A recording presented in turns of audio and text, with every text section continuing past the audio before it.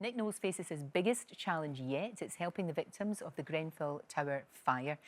And he was lucky enough to get some royal help with Prince William and he's getting stuck in, he's painting and doing. Do you know, he always insists, whenever we get him to do that, he always insists on finishing whatever wall we're doing before we move on. I'm like, we're under, your people are telling me we need to Could you hurry up, please? Your Royal Highness, could you get a move on? And then he picks holes in what I do. But look, he and Harry, they're both really, really good lads with a really good heart, and they're properly engaged. And down there in particular, they'd already been before. They'd helped us out. I mean, that's up in Manchester when we did the Veterans Street. But the scale of what we're doing at Grenfell with the community there was vast.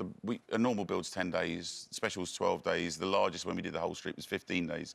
This was 96 days. Wow. 96. It was just... So the aim of the whole thing is what? What do you want to happen at the end? Well, a few days, within days of the fire itself, we were all down there in the community, and we spent the year down there talking to the community and talking to the families affected, and then a community centre. So we split it into two programmes. And even to the point that when we revealed it and actually gave it back to the community, we said, when do you want us to give it back? And they said, well, we'd finished about the time of the anniversary and inquiry. So they said, well, can you give the kids the Boxing Club back, because that will give them some excitement around now. Right. But would you mind going away for a month, because this is not a time to celebrate, and come back? And so we did that. We went away. And but that's amazing that you got, because there was a lot of distrust.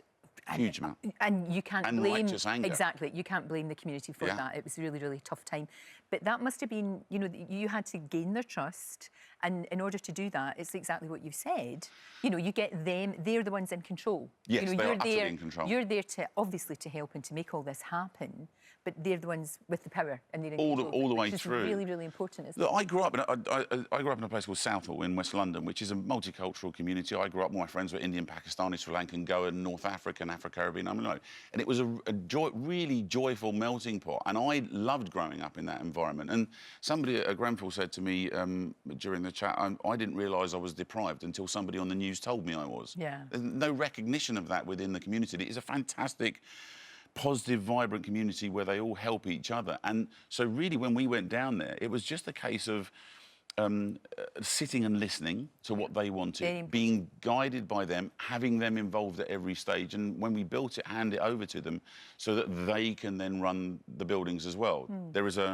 Once we've handed it over, there is a steering committee of the local community who will choose who will go into that building from the local community, and it will be run by the local community. So it's important for the trust of the area that they felt that they were in charge. That's something really tangible, though, isn't it? I mean, there's been a lot of promises made and broken, but that actually is something they can say, we've got this now, and this will change lives. And the joy of this programme is that all of the young people in the area, there is such hope and positivity for the future of how this community can rebuild and can come out the other way. And that's one of the joys, I think, of this particular programme, is we hear a lot from the young people saying, we can get through this, we can get out the other side, and we are a good community, it'll be fine. And like we said, having the Royals on your side is great. Although he did want to box you. I mean, basically, he's 20 years younger than me and a couple of inches taller, got a longer reach. That's true. So I might not come out. I've got the weight advantage, I think. But what happens if I knock him out? Do I go to the tower? Yes, you will. You're not allowed. You're not allowed. Now, look, somebody said you're going to do I'm a Celebrity. You're not, are you? Do you know, every year... Every year I get asked by all of the different programmes, and I'm Celeb's one of them. Do you know what? I think it'd be quite fun to do, because all the trials, I'd quite fancy having a go at that. I'd rock the hat by the looks of it as well. You would. You actually look pretty good there. I think that looks great. No, I think the trials would be fun. You could rebuild the jungle and make it lovely. Yeah, well, I never say never. And you were mentioning your wee boy, and you've moved to be closer to him. Moved to be closer to him and got myself out into the countryside and away from the high street where people used to stand outside and try and take photographs of us every time we went out for an ice cream. So it's nice. It's better to be away from it.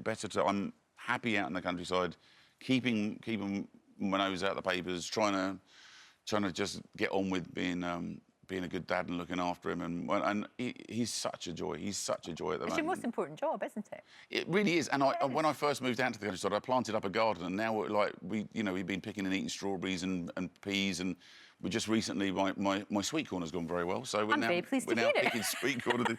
But they're the kind of joyful things I remember as a child, and which are really, really important, and hopefully will keep him going. And various stuff keeps cropping up in the press, and I never make a comment, because the trouble is he's going to read it in 10 years' time. So I'm not saying anything. I'm going to... You say whatever you like. I'm going to carry on just trying to be the best dad I can. Just eat the sweet corn. Yeah, honestly. And enjoy every moment with your wee boy.